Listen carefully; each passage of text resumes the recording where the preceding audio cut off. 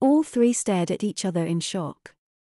Nobody seemed able to even reply to offer some comforting words to Megan.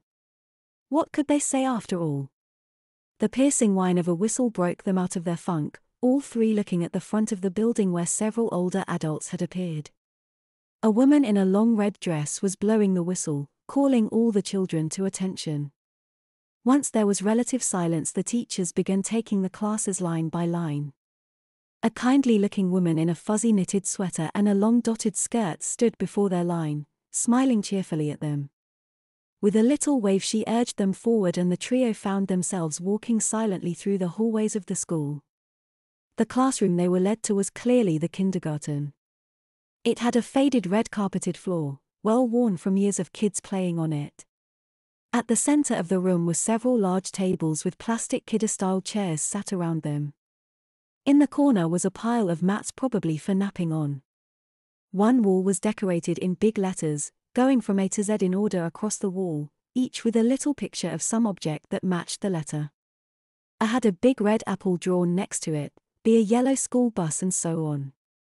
The other wall was lined with cubbies, each with a laminated yellow name tag on it. Beside that was a very large toy chest overflowing with toys. The children raced over to the cubbies, stuffing backpacks and lunchboxes in them. Sure enough, the trio all found ones with their names and dutifully put away their backpacks before heading for the tables. They chose one that still had 3 open seats before sitting together. Though the chairs were brightly colored plastic and looked like they should be tiny things for kids, they were actually normal-sized.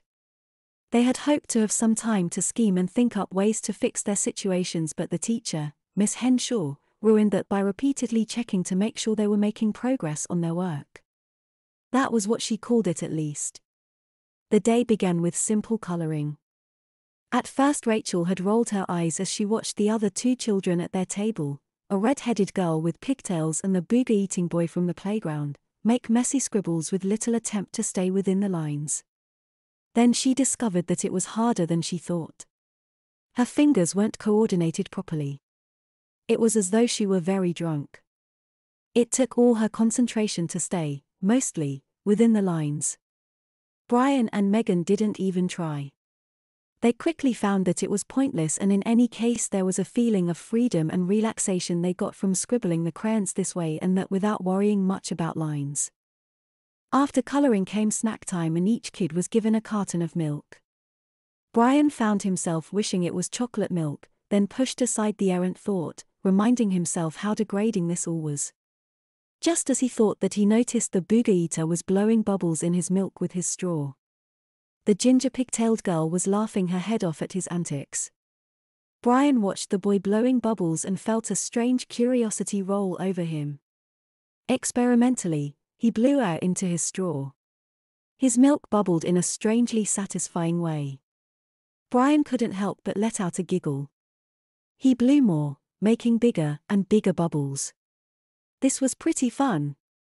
Brian, stop playing with your food. Show me you can eat like a big boy, the teacher reprimanded, having appeared behind Brian while he was distracted with his bubble blowing. Brian was sure he turned as red as a cherry. He couldn't believe he'd just been told off for playing with his food like a dumb little kid. At least snack time didn't last long. Soon it was time for some proper lessons.